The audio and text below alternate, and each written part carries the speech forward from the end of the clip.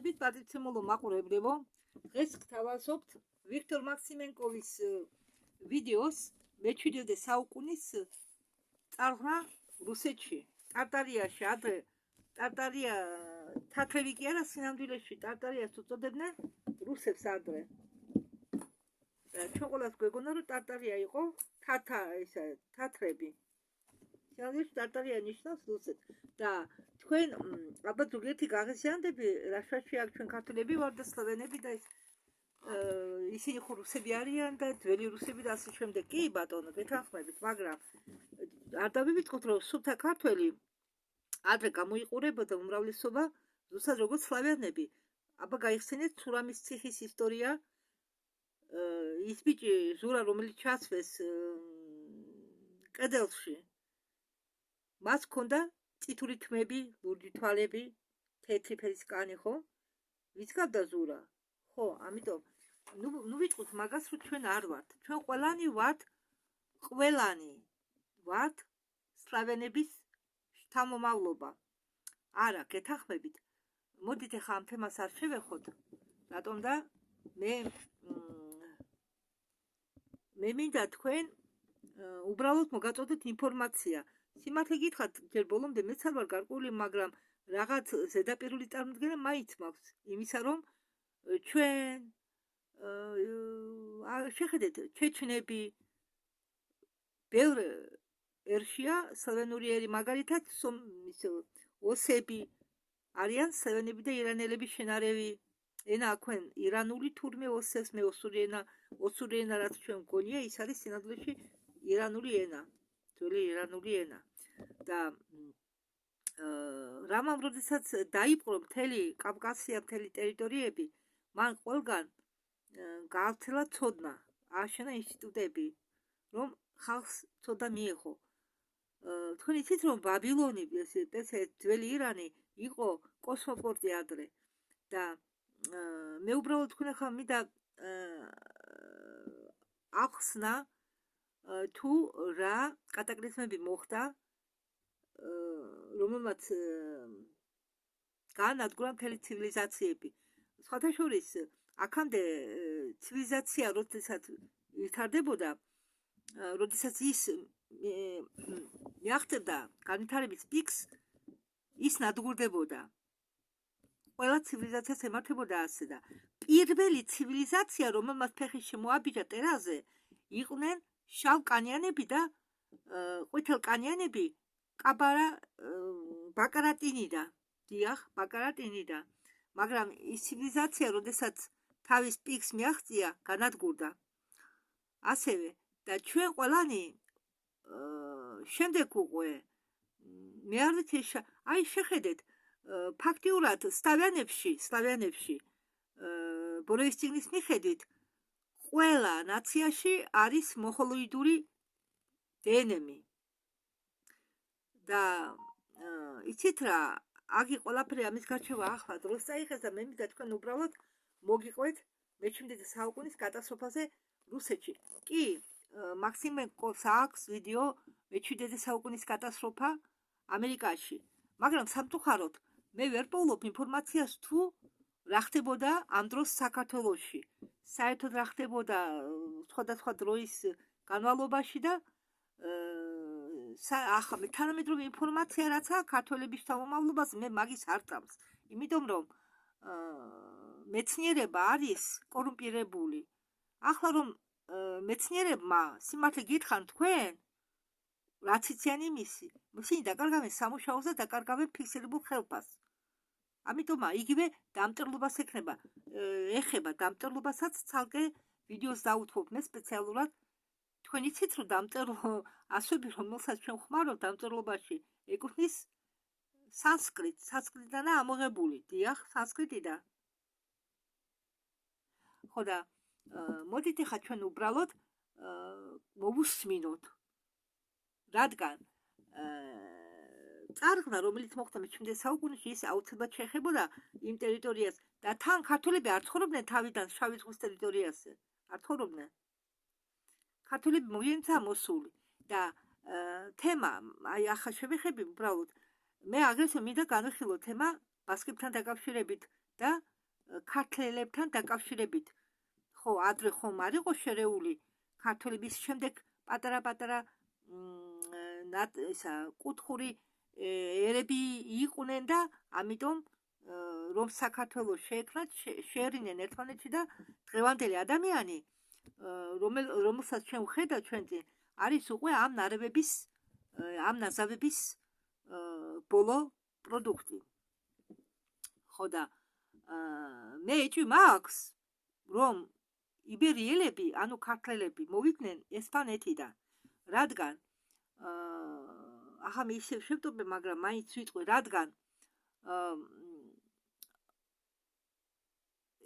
რამამ დაიპყრო მთელი ტერიტორიები, რაც კი გააჩნდა, გაანადგურა შავკანიანები, გაანადგურა, ხა შეიძლება ყველა არ გაანადგურდა, მაგრამ ყველა ქვეყანას ანადგურებდა, ვინც ნადგურდებოდა ომში, ვინც ართმობდა თავის პოზიციებს და ასე ესპანეთამდე ამისული რამა, იქაც თავისი ხალხი დასახდა, ხო? სლავიანური გარეგნობის ხალხი. ხო. შემდეგ იქ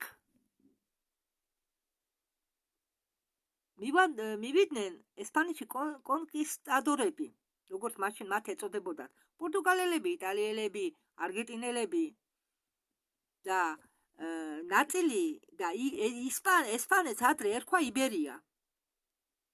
არავის არ გაჩვენია კითხვა. ის იბერია და ჩვენი იბერია ერთ და იგივე ხომ არა? და მე გამოვიძიე ინტერნეტში, მე შემდეგ გითხარით თქვენ ამისთვის ცალკე ვიდეოს შექმნი, ახლა იმდენი ინფორმაცია მაქვს, რომ რიგრიგობით უნდა ავტვირთო და ეს ძველი ესპანეთი იბერია იყო დასახლებული სლავიანური გარეგნობის ადამიანებით. ხო, შემდეგ როდესაც მოხდა ამ კონკისტადორების მისვლა, ნაწილი წამოვიდა იქიდან, ესპანეთიდან. ხო, მე მოკლე შემოხილვას გავაკეთებ. წამოვიდნენ იქიდან, ნაწილი დარჩა, ვინც დარჩა ის დადნა. იმ შავი ახლა ისინი იტალიელები, პორტუგალელები, არგენტინელები თითქმის ყველა შავებია, შავთიანები, შავგრემანები. ხო, შეერინენ ამ ხალხს და გაქრენ რა, იქ ვის დარჩა ისინი. და მე მგონია, რომ ეს ხალხი წამოვიდა ჯერ და დასახდა ნაწილი მათი ბასკებს რომ უწოდეთ, ჩვენ ისინი არიან ქართველები, მაგრამ მათი ენა დღეს არის გადაჯიშებული. კი, შემორჩათ ქართული ბევრი სიტყვა მაგათ ბასკებს. ხო, და თან ხო რომ დააკვირდებით, ბასკები ყველა შავთიანები არიან. ხო. და იქ შენარევების და საფრანგეთს და ბელგიას შორის დასახდნენ ესენი. და ეტყობა მათი ნაწილი, ამ ესპანეთთან წამოსული დევნილების ნაწილი შეიჭრა დღევანდელი ქართულ ტერიტორიაზე. და დასახდნენ ქართლს. და შექმნენ მე რუკაცმას გადმოხატული უბრალოდ და შექმნენ იქ ალანიაც არსებობდა, ოსები არსებობდნენ იქა. ოსები ქართულ ტერიტორიას, რომელსაც ჩვენ დღეს ვუძახით, ოსები არსებობდნენ, სომეხებიც არსებობდნენ სხვათა შორის, რადგან სომეხები არიან ბერძნების ნაზავი, კიდევ რაღაც სხვა ნაციებთან ერთად. და ამ ხო, იბერია შექმნეს, მათ წამოიღეს თავისი ქვეყნის დასახელება და იმდენად მონატრებული იყვნენ თავის მიწას, რომ ქართლს დაარქვეს, ქართლის სახელმწიფოს დაარქვეს იბერია. ახლა ნუ გამიბრაზდებით თქვენ ისტორიკოს ცოდნებო, მე შეიძლება თქვენ სავით ისტორია არ ვიცოდე, მაგრამ რაღაც ზედაპირული წარმოდგენა მაინც მაქვს იმისი თუ სინამდვილეში რა მოხდა. დიახ, მე არ ვიყავი სკოლაში ხუთოსანი, მაგრამ მე კითხვა ყოველთვის მიყვარდა, იმიტომ რომ კითხვა აფართოებს ცნობიერებას, ადამიანის ცნობიერებას. და ნუ გამიბრაზდებით. თქვენ დისერტაციები გაქვთ, შეიძლება დაცული ეს გაქვთ, ის გაქვთ, მაგრამ მე თქვენ არ მინდა შეურაცხყოფა მიგაყენოთ. მაგრამ საქმე იმაშია, რომ საბჭოთა კავშირის მიერ წამოდგენილი ინფორმაცია არის ძალიან სტარი ან ნახევრად შეცვლილი ან მთლიანად შეცვლილი. ხო და მე არავის არ ვამტყუნებ მეცნიერებს, მაშინდელ მეცნიერებს, იმიტომ რომ სხვანაირად ისინი ვერ გაიტანენ თავს, რომ ცოტა ტყუილი არ ერქვათ, იგივე დარვინის თეორია, ტყუილად ბავშვებს ამტრევიებდი თავს ამ დარვინის თეორიაზე, ადამიანის შექმნაზე.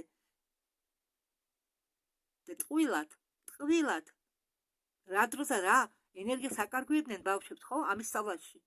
იგივე გეოგრაფია, იგივე ისტორია. და რამიდან ხამე თქვენ მოდით ახლა ყველაფერს მე მოგაწოდებ თქვენ ნელ-ნელა თავის დროზე, ახლა მოდით ჩვენ ეს გვეხებათ ყველას, იმიტომ რომ შავ ზღვასთან საბჭოს ტერიტორია ახლა კი არის საქართველოს ტერიტორია, არ გვაინტერესებს ერთი რა მოხდა სინამდვილეში, ხო? ან კასპიის ზღვა საიდან მოვიდა, ჩვენ ხომ დედამიწაზე ვცხოვრობთ, ჩვენ ერთიანი ცივილიზაცია ვართ, ერთიანი რასა ვართ და ჩვენ უნდა ვიცოდეთ ჩვენი დედამიწის ისტორია. ეს არ არის რუსების ისტორია მარტო. ეს არის ყველა დედამიწელების ისტორია, იმიტომ რომ ჩვენ ყველანი ვართ ერთი წყაროდან წარმოშობილი.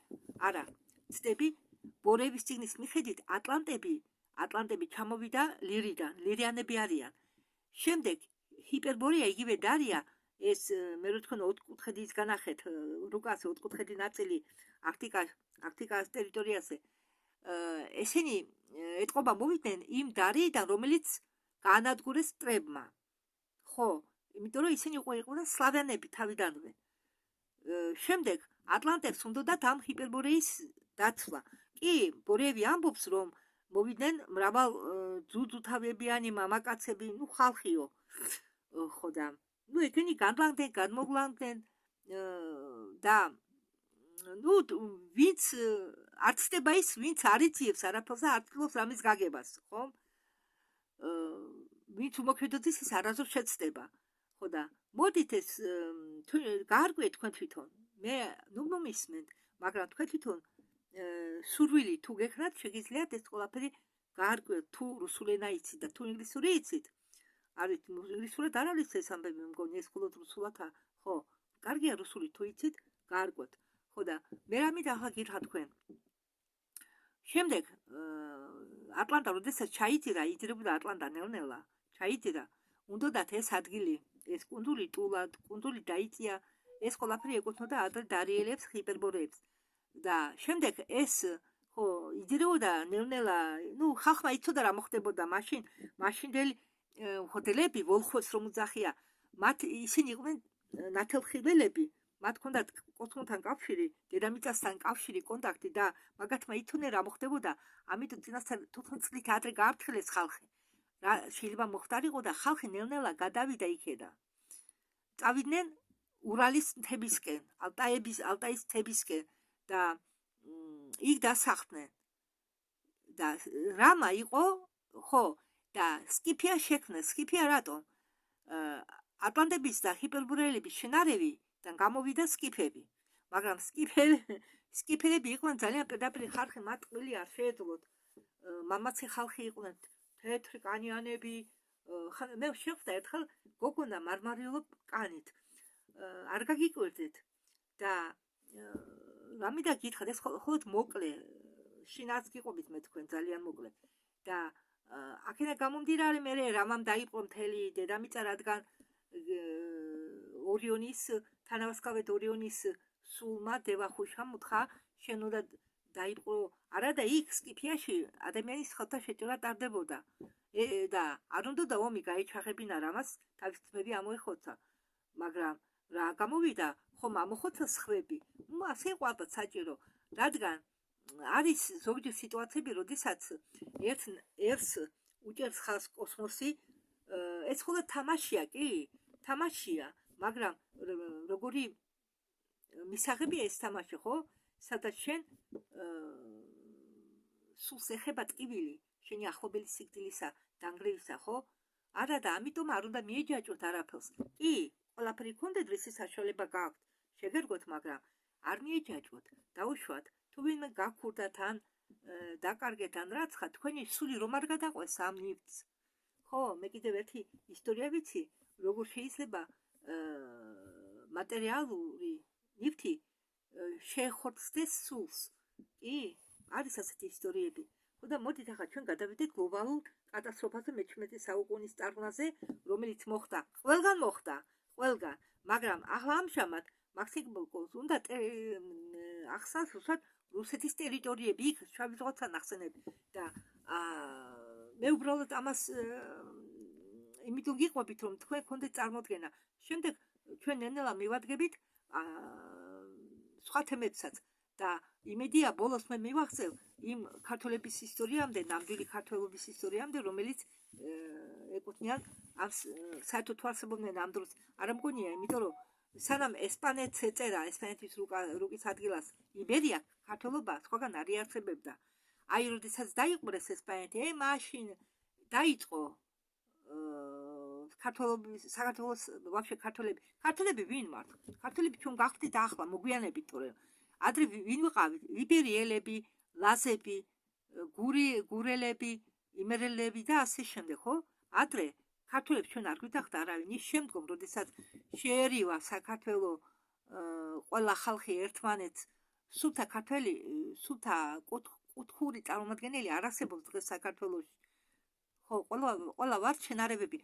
სხვათა შორის ის სვანები, ახლა მიკვირდა მე საიდან მოიტანა ნაჯესტა, რა გვარია ის ხალი? დამავიწყდა. კალცოვა, ნაჯესტა კალცოვა, რომ თქვა ერთ თავის ვიდეოში, რომ ქართველი სვანები არიანო ჰიპერბორელების ნარჩენები. ის ნარჩენებია რამა ხო მოდიოდა კავკასიის მთებით, კავკასიას რო ვიპყრობდა. ადრე კავკასიაზე ცხოვრობდნენ შავი კანის წარმომადგენლები. ხო და როდესაც მე ამას კითხულობდი, მე გამახსენდა უცებ აფხაზი შავები, აფრიკელები. აბაშიდე მოიყვანაო ისინი ეთიოპიიდან. ჩამოიყვანაო სინამდვილეში. ეს ის შავები არიან, ვინც გადაურჩა ალბათ იმ ომს მაშინ რამასთან, ხო, შავკანიანები ბინადრობდნენ, აფრიკელის წარმომადგენლები შავი კანის წარმომადგენლები ბინადრობდნენ კავკასიაში და როდესაც რამა ნაწილ-ნაწილ ეხებდა ამ ტერიტორიებს, კავკასიის ტერიტორიებს, დგამდა ძეგლს თხვარს, მამალ თხვარს. ხო, ახლა დამარცხდა რა ქვია მამალ თხვარს. და მაპატი ეჩხერო ლაპარაკობ, მინდა ყველაფერი გადმოვხდეთ, რადგან დროში მე ჩავედიო. ხო, ეს შესვარი გავაკეთე მე ასეთი, თუ რატომ უნდა მოусვინოთ ჩვენ ამ ინფორმაციებს. ხო და დარჩა ალბათ იქ ნაწილი კავკასიელებისა დარჩა ნაწილი, ან შემდეგ მოუბრუნდნენ და იქ დასახლდნენ. მაგრამ თქვენ იცით რომ სვანები ქვევით მთებში სანამ ავიდოდნენ, დღევანდელი აფხაზეთის ტერიტორიაზე ცხოვრობდნენ. დიახ, იმხელა ტერიტორია ჰქონდათ სვანებს, სვანურ სამეფოს. ხო, და მე ეჭვი მაქვს, რომ რადგან სულთა მეგრელი, ძველი მეგრელი, მე ჩემ ბაბუის მამის ფოტო ნახე, ყვითელი კანი, სულ მიკვირდა აფხაზეთში გავსვი რომ ცხოვრობდი, შეხვდებოდა ძველი მოხუცი ადამიანები, ყველას ჰქონდა მოყვითალო ფერის კანი, რომელსაც თქვენ დღეს უძახით შავგრემანი. არა, ის არის სხვათა შორის პირველყოფ ჩინელებსაც ჰქონდათ ყავისფერი კანი. ხო, ეს არის ნაზავები და თქვენ რა გონიათ მსხვილი ტუჩი, დიდი ცხვირი, გაბერილი ცხვირი. ეს არის ის გენები, რომელიც მოყვება ჩვენ, ვისაც ჰქონდათ ოჯახური კავშირები შავკანიანებთან, ის მსხვილი ტუჩი, ბუნებრივად ჩამოყალიბებული მსხვილი ტუჩი, გაბუშული ცხვირი, ეს მოყვება ჩვენ იქედან, ეს ხუჭუჭათმები ხომ აქვს, ზოგიერთ მაგარი ხუჭუჭათმები, დიახ, მაგიც მოყვება იქედან. ხო, უხეში თმები, მშრალი თმები აქვენ მაგათ და ამიტომ უნდა წავიკითხოთ ჩვენ ყველაფერი. ახლა მე მიდენა იქ რამდენი 2 წიგნი გადათარგმნილი, ტიაუა ოქროს პლანეტა, მიშელ დემარკეს დაწერილი, ბორევის წიგნი, მიტიერი ცივილიზაციების ჰუმანოიდური ცივილიზაციების ისტორია. დიახ. უბრალოდ, როდესაც თქვენ იმას მოусმენთ, კი მართალია მე თვალში მაკლია და ზოგი ყურისთვის რთულია მასეთი არახარისხიანი ვიდეოების მოსმენა, მაგრამ მომიტევეთ, მე ჩემი სურვილია მთავარი ინფორმაცია მოგაცნოთ, ასეა თუ ისე. მე მაქვს ხელნაწერები, შემიძლია ხელნაწერები გამოგიგზავნოთ მესენჯერით თუ გნებავთ. ხო, მაქვს კიდე მე მეორე აკაუნტი, ჩემი სახელით და გვარით, იქ მეგობრებში მყავს. ხო, სამყაროს შვილებში. ხოლმე კომენტარებს ტოვებ იქა. აქედანაც და იქედანაც. ხო და არა, ესე შეკვება არა, უბრალოდ ასე მოხდა. კარგი, მოდით ახლა ჩვენ გავაგრძელოთ.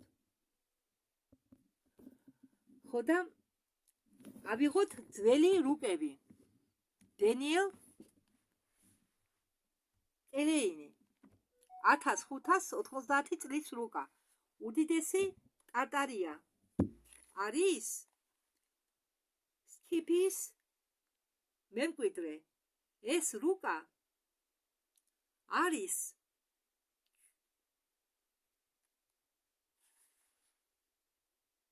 ჩუქოტკის რუკა.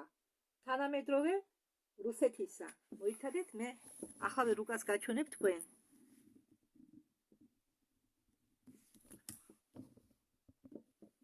აი ეს არის რუკა.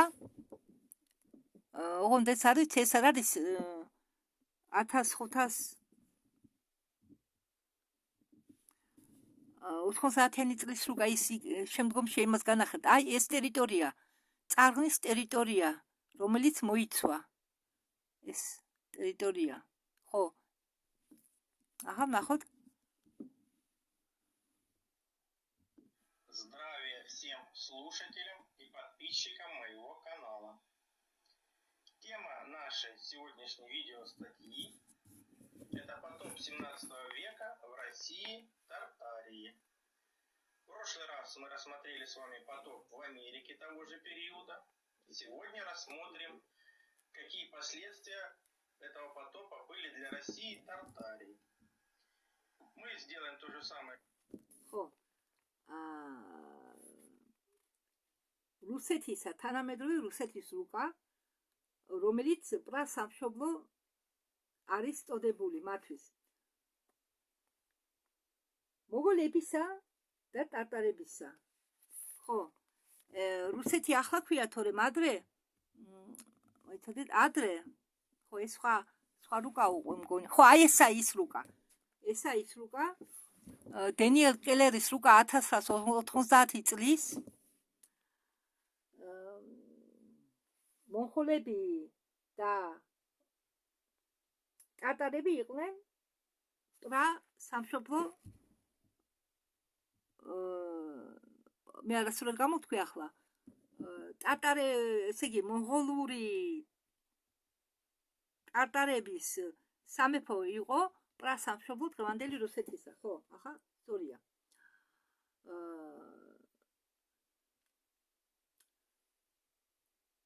და რუსეთში ხოთაშვილის არის პირამიდები.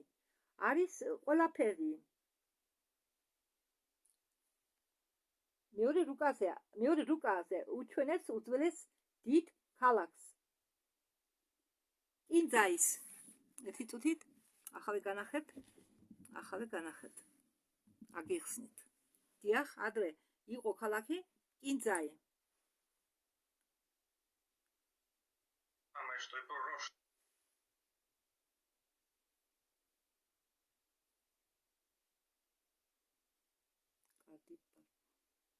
Γιόρζα, კარგი, ტაპინ. ეს ქალაქი კინძაი იყო ცენტრი ყველაფრისა. მაგრამ მე რო ვერ ნახე, ეს არისო რუკა, ჩუკოტკის რუკა.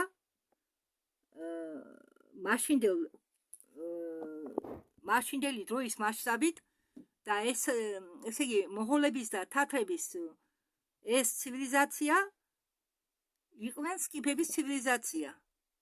ისინი იყვნენ სკიფები. ოღონდ არანაირი წვრილი თვალებიანი არ იყვნენ. იყვნენ ჩვეულებრივი თეთრი რასის წარმომადგენლები. თათრები და მონღოლები.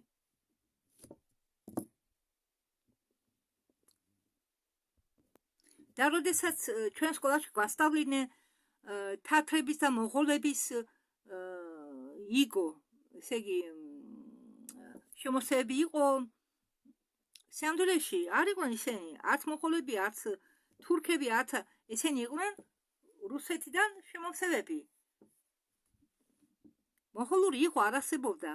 არსებობდა მონღოლების და თათრების სამეფო, რომელიც ასაკურია აკეთებდნენ შემოსევებს. აი ეს არის ჩუკოტკის დღევანდელი ჩუკოტკის ტერიტორია. აგერ არის პირამიდები რუსეთში, დიახ, პირამიდები. აგერ გონით ვარ ვწდები, ხო? აი ესა პირამიდები აგერ განლაგებული რუსეთში. აგერ ეს რუკა არის უფრო გადიდებულ ფორმაშიო.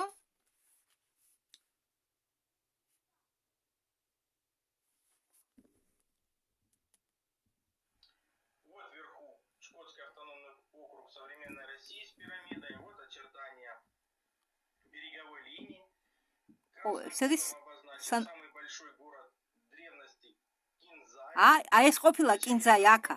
აქ ყოფილა განლაგებული. კინძაი. ხო, ეს არის 1590 წლის რუკა. პირამიდებიც არის, ხედავთ იქ, აგერ, აი ამ ტერიტორიაზე აგერ პირამიდებს აქ. მე აქედან კარგად ვხედავ, სადღაც აქანია. შემდეგ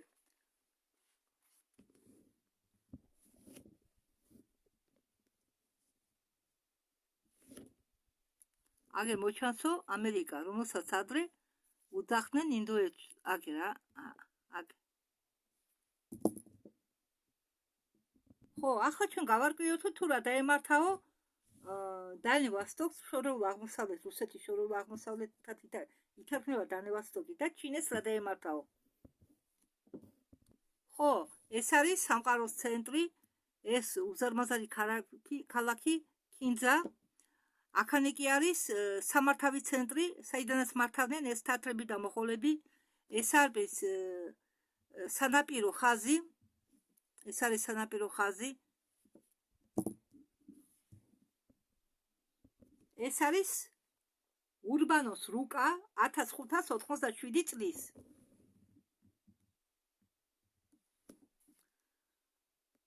ყველა ქალაქები ფუნქციონირებენ.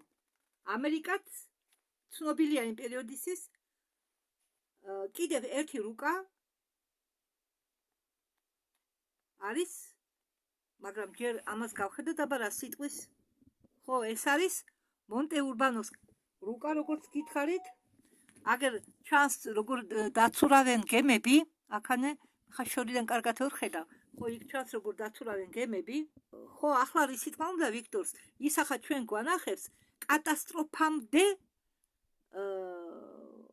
განლაგებულ ტერიტორიებს. დიახ, სანამ ეს გლობალური ეს წარღვნა მოხდებოდა. ამიტომ ეს განახებთ ახლა თქვენ რუკებს, განახებთ ჩვენ ყველას, რომ ჩვენ ნახოთ თუ რამხელა იყო ტერიტორიები წარღვნამდე. რუსეთს რამხელა ტერიტორიები ჰქონდა. დიახ. ხო, რამიდა განახოთ, ეს არის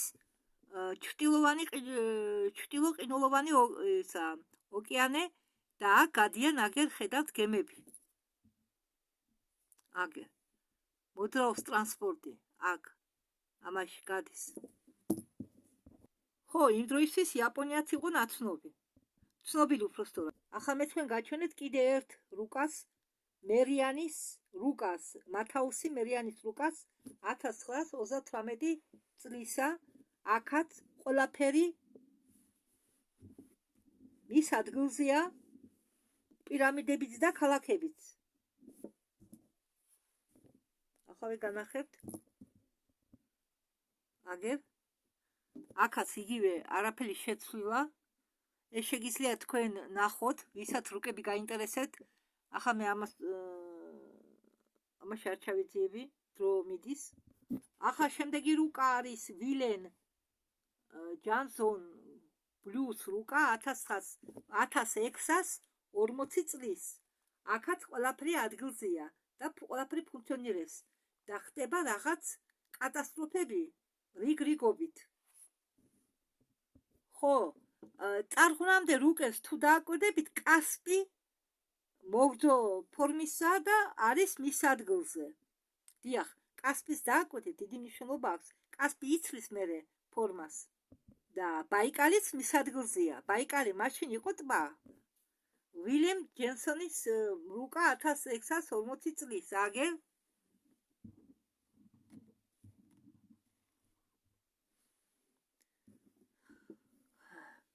აქაც ყველაფერი რიგზეა. აქაც ყველაფერი რიგზეა. აქ მე ხარ ძალიან ვიწროა, კარგად ვერ ხედავ და აქაც აი ეს შემოღობა აგერამ. ესა ჩუკოტკა. ყველაფერი რიგზეა, ყველაფერი თავის ადგილზეა. კასპიც, შავი ზღვაც, ბაიკალის და ყველაფერი.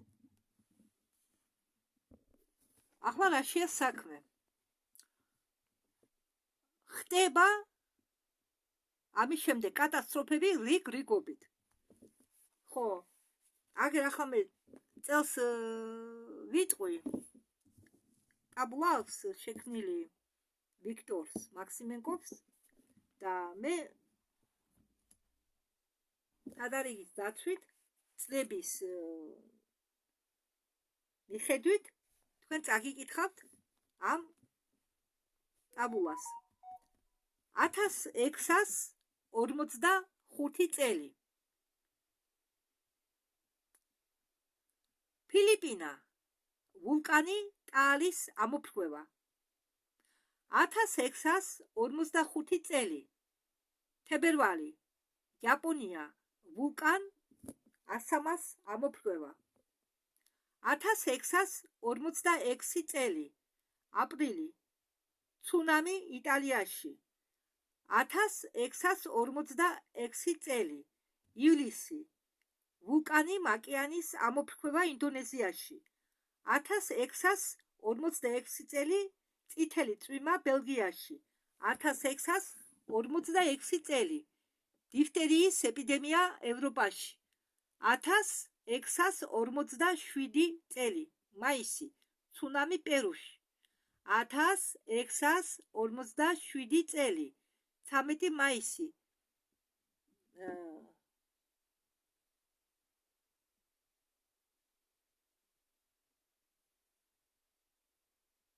მიწისძვრა ჩილეში. 1647 წელი. გრიპის ეპიდემია ევროპაში. 1648 წელი. მიწისძვრა საკავკასიე. ამიერ კავკასიის ტერიტორიაზე. დიახ, მე ძალიან გამიკვირდა. 1648 წელი. მიწისძვრა ამიერ კავკასიაში.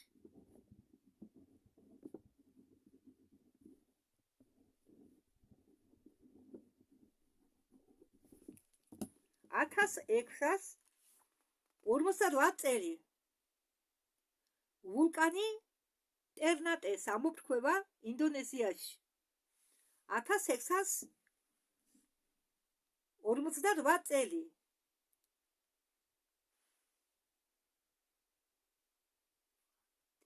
ანტიებრაული არეულობები აღმოსავლურ ევროპაში. 1648 წელი. პრაღაში დაზიანდა შიტკოვსკაია ბარშნია. მოიცადეთ, ახლა გავიგებ. სამწუხაროდ მე ვერ ნახე თარგმანი. პრაღაში არის ასეთი ბარშნია, რომელსაც უწოდებენ შიტკოვსკაია ბარშნია და ის დაზიანებულა 1648 წელს. თუ იცით, ისა ცოტა დაწეული რომაა სვანური კოშკივით. კოშკია, ოღონდ უფრო მაღალი ვიდრე სვანური კოშკი და უფრო წვრილი. ხო. 1649 წელი. შიმშილი ჩრდილო ინგლისში. 1649 წელი. ციმბირული წყლულის ეპიდემია რუსეთში. 1649 წელი. ანომალიური ხანძარი მოსკოვში. ეს ალბათ ნაპოლეონის შემოსევა რომ იყო რუსეთში. შეჭრა. ხო. არის კიდევ ერთი ასეთი კარტა. გულაუმე დე ლესბე. 1700 1708 წელი. აი ეს არის ის რუკა, რომელსაც მე თქვენ ახლა გითხარით. ჯერეუმე დე ლისბლის რუკა.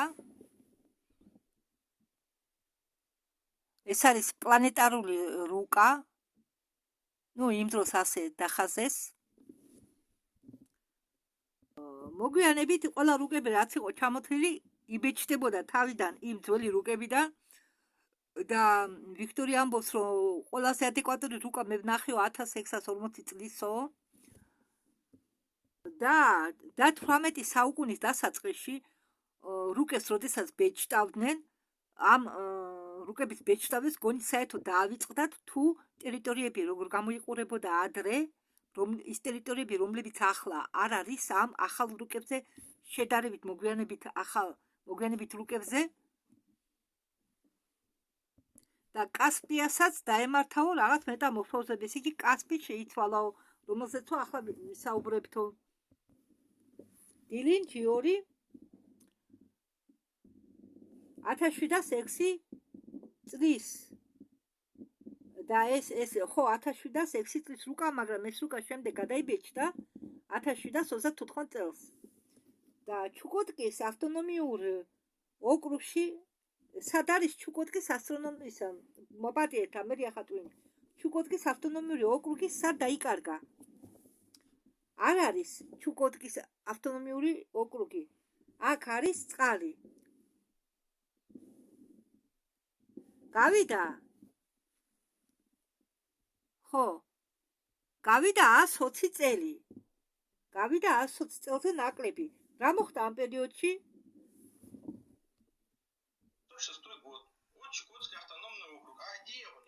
აი ეს ყოფილიყო უნდა ჩუკოტკის ასტრონომიური ოკრუგი. შეხედეთ?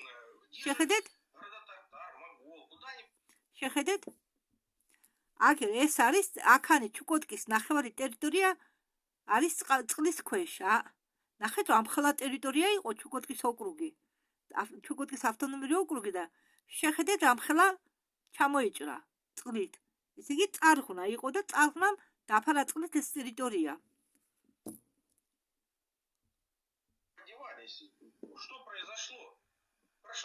სად დაიკარგაო ქალაქები? უზარმაზარი ქალაქები მოღოლების და თათრებისო.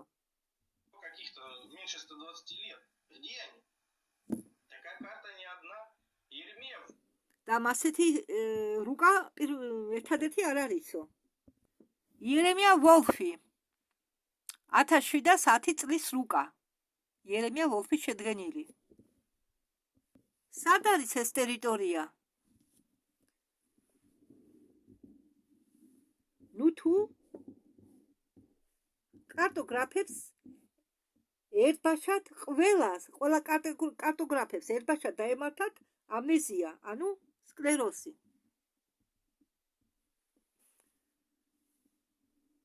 როგორც ამერიკაში ისე რუსეთის შორეულ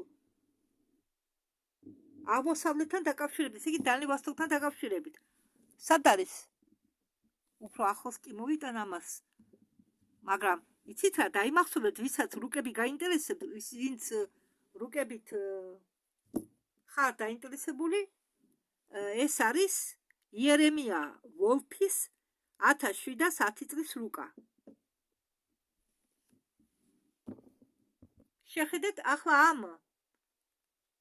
იერემია ვოლფის ტერიტორიაზე მე თქვენ გაჩვენებთ იმიტომ მოვიტანი ახლოს, ვერ ხედავდი შორიდან. ეს ტერიტორია ჩაიძრა აგერ. ეს ტერიტორია საერთოდ აღინიშნება ბოლო წლებში. ახლანდელ ბოლო წლებში კი არა. იმ 1640 წლის შემდეგ, წარღვნის შემდეგ, შეხედეთ? ახლა ტერიტორია. ხო. შემდეგი რუკა კრისტოფერ ვაიგელის რუკა 1713 წლის. აქაც სად არის ის ქალაქები წალეკილია წყლით. კასპი იცვლება. ვეტსტეინ, ესე იგი 1720 წლის რუკაზე, სოფლიოს რუკაზე. ჩრდილო ამერიკა არ არის. თათარების და მონღოლების ქალაქები არ არის. ყველაფერი წყალშია. კასპი შეიცვალა. განახეთ ახლავე რუკას. აი ეს არის კრისტოფერ ვაიგლის რუკა 1718 წლის. აგერ შეხედეთ? იმ ტერიტორიიდან დარჩა ეს ნაწილი მარტო. აი ეს ნაწილი. კასპი შეიცვალა. უკაცრავად ეს ყოფილა ვესლერის რუკა. ეს ვესლერის რუკა 1720 წლის. ეს ყოფილა ვესლერის რუკა და დააკვირდით ახლა აქა. შეხედეთ? ეს ტერიტორია არ არსებობს, აქა წარიელია წყლითა დაფარული. აი აგერ. ეს ტერიტორია. ეს არის სოფლიოს რუკა. მაგ დროის 1720 წლის დროისთვის ეს არის სოფლიოს რუკა, არც ჩრდილო ამერიკაა და მდგომარეობა ძალიან მოსაწყენია, დამძიმებულია, შეხედეთ? არც ჩრდილო ამერიკაა.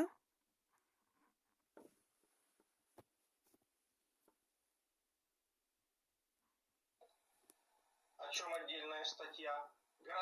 თართარების და მონღოლების ქალაქები არ არის. კასპი შეიცვალა, ხო?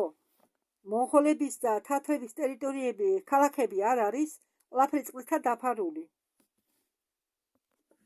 აგერ კასპი, შეხედეთ? ეს არის კასპი, ეს არის შავი ზღვა. აი კასპი, შეხედეთ? ადრე იყო ამხელა მოგრძო. ახლა ნახეთ როგორ განახევრებულია.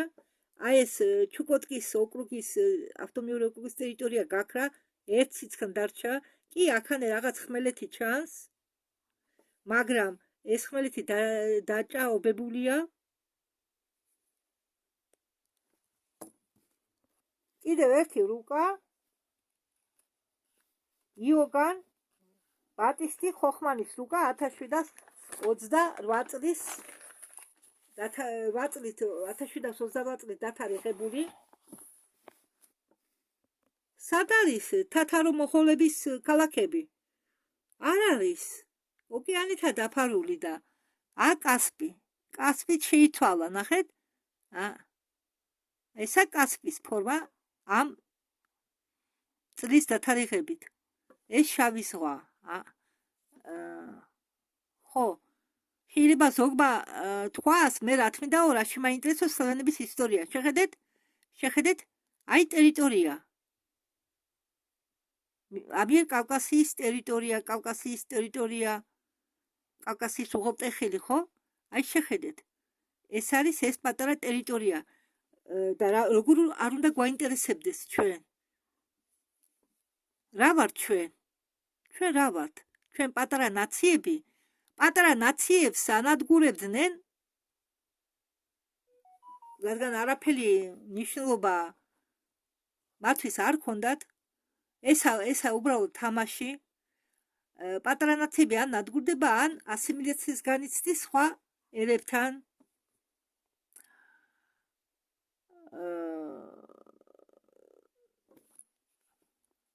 აი ეს კასპი და კასპი, შეხედეთ. ხო,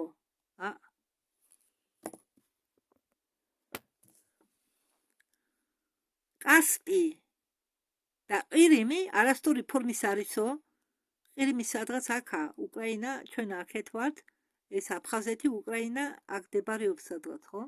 აი ახანე.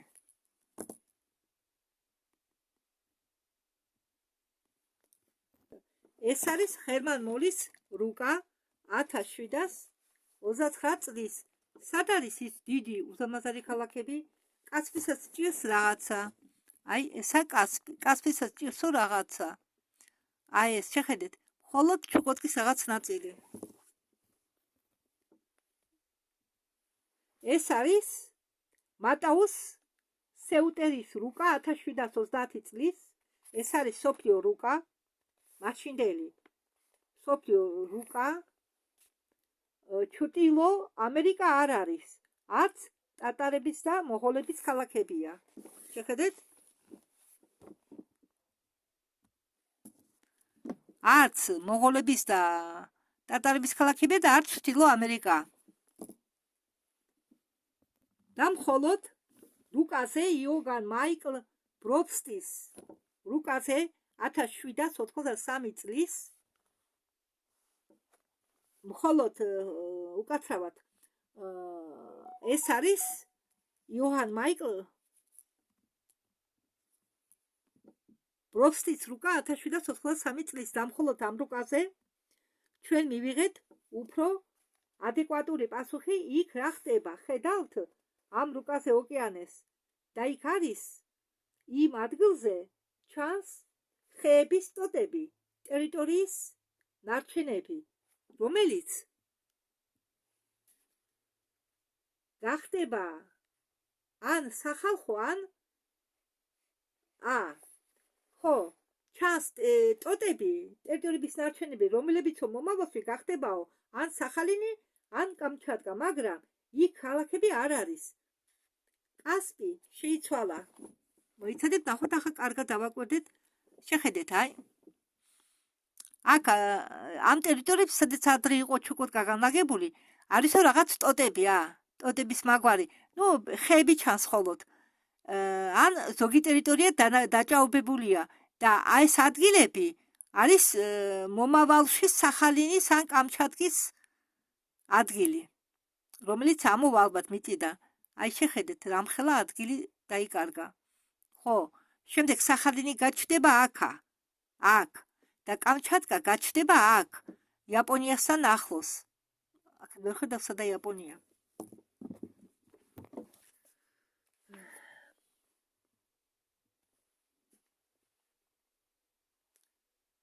კასპის ევოლუცია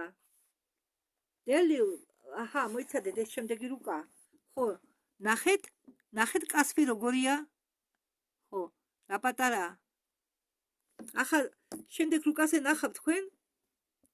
აი, აგერ რუკა, რომელზეც გამოსახულია კასპის ევოლუცია. ეს არის დელილ ფრანცის რუკა 1792 წლის. წყალდიდობა მიაღწია შავ ზღვამდე და შეცვალა ყირიმიც.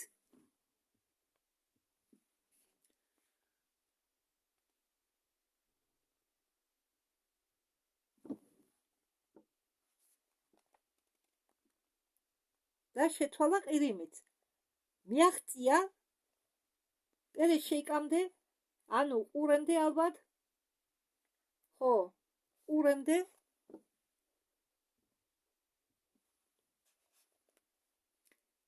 გამოდის წყალი, მოვიდა ჩრდილო ყინულოვანი ოკეანიდან. ამ დროისთვის სკიფიაც არის. ხო, ამ მომენტისთვის სკიფიაც არსებობს.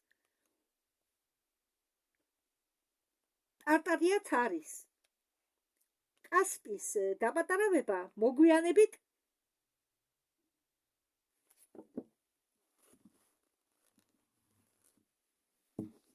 დაიწყო შუქი ჩაქრა და ვერ ხედავ კარგად. მოგვიანებით კასპი დაპატარავდა და გაიყო მაგ დროს და შექმნა არალსკაია მორე.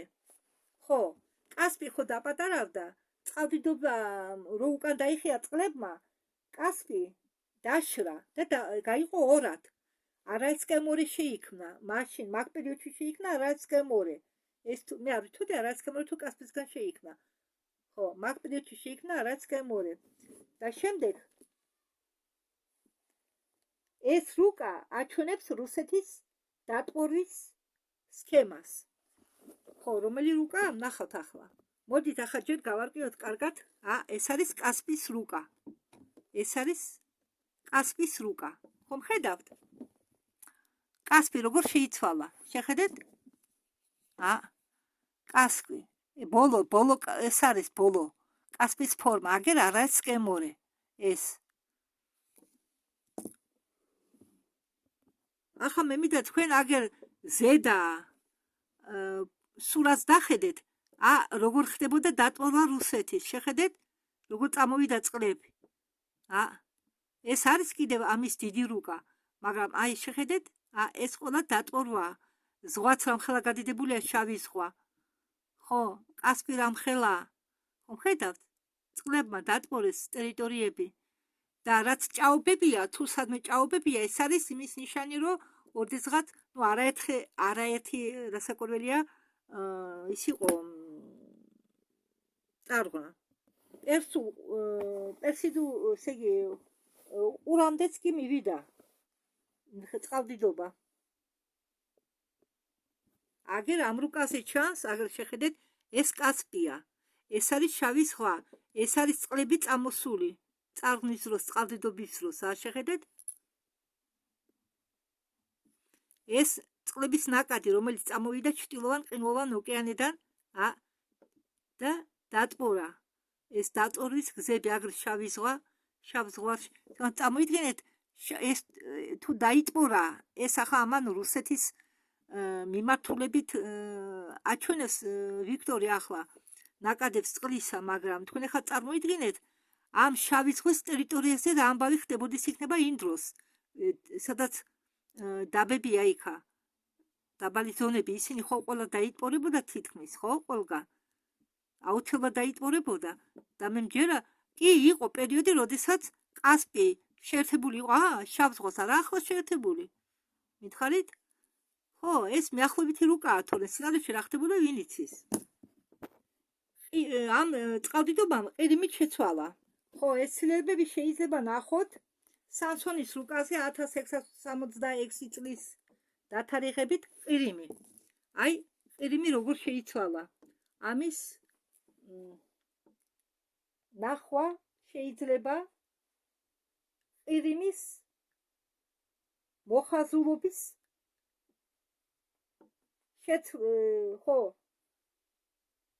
შეცვლასთან დაკავშირებით. შეხედეთ, ვიცადეთ. ხო, აი ეს ყირიმია, ყირიმი შეიცვალა, ყირიმის მოხაზულობა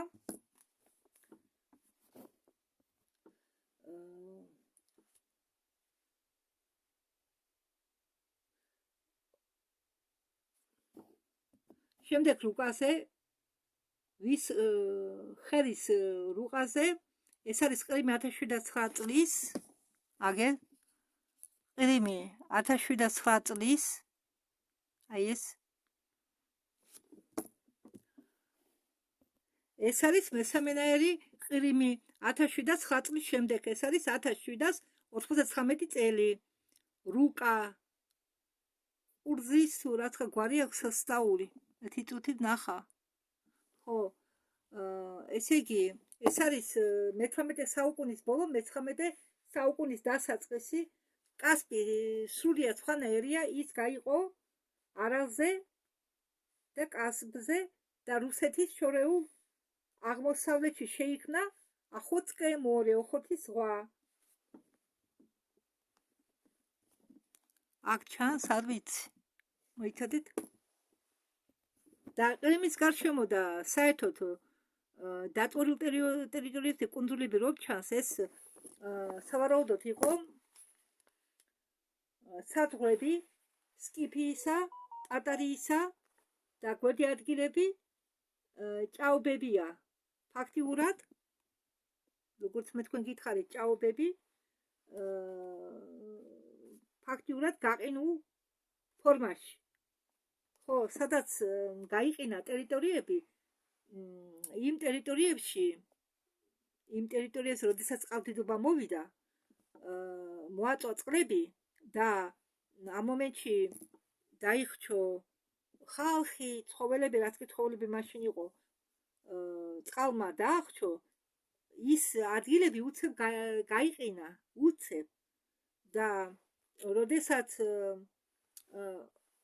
მოგვიანებით მრავალი წლის შემდეგ ის ადგილი ამოთხარეს და დადნა, საშინელი სუნი ყარდა მკვდარი ცხოველებისა. იქ გაყინულ მდგომარეობაში არ მყარდა, მაგრამ რომ დადნა ის ამონაჭერი, რომელიც ამოჭრეს და გამოიტანეს სითბოში, ძალიან მყარი სუნი იდგა და ტალახად იქცა ის ამოჭრილი ნაწილი.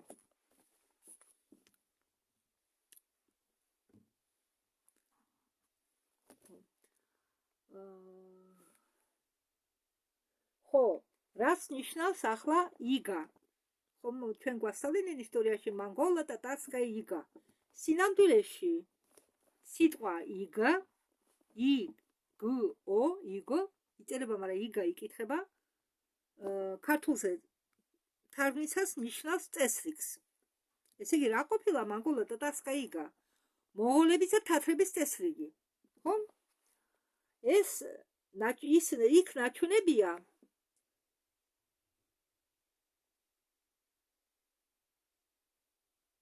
თან ამავე დროს ჩუკოტკის რაიონები, ქალაქები აქ არსად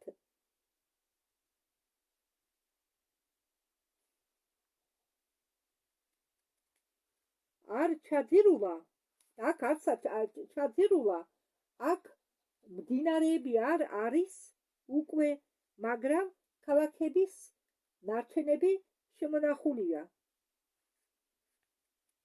ხო, ზოგი ქალაქი არ ჩაძირულაო, მაგრამ ზოგი ხო არის ოკრუგებზე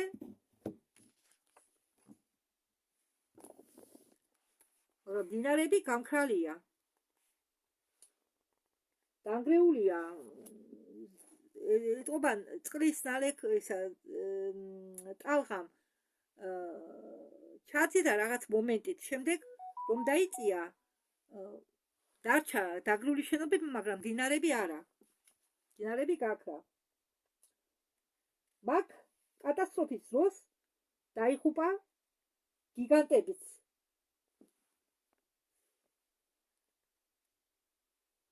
ან გოლია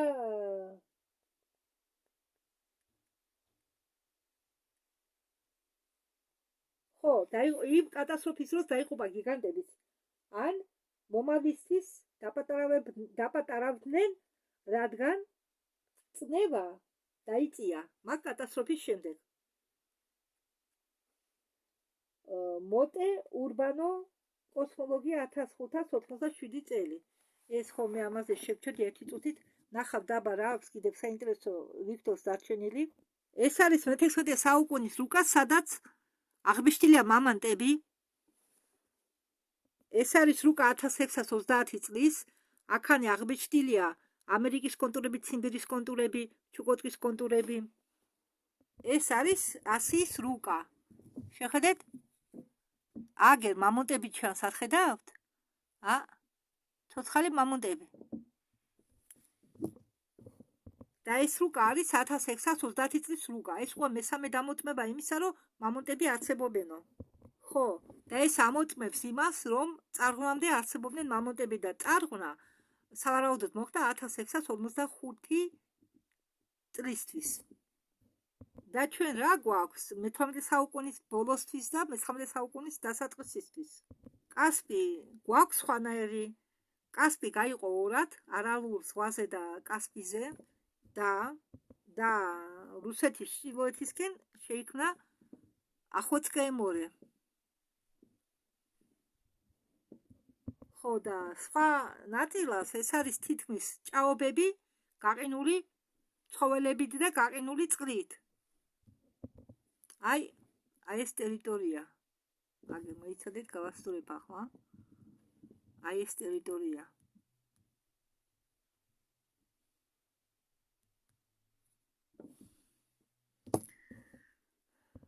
კარგი, ამაზე შევჩერდეთ.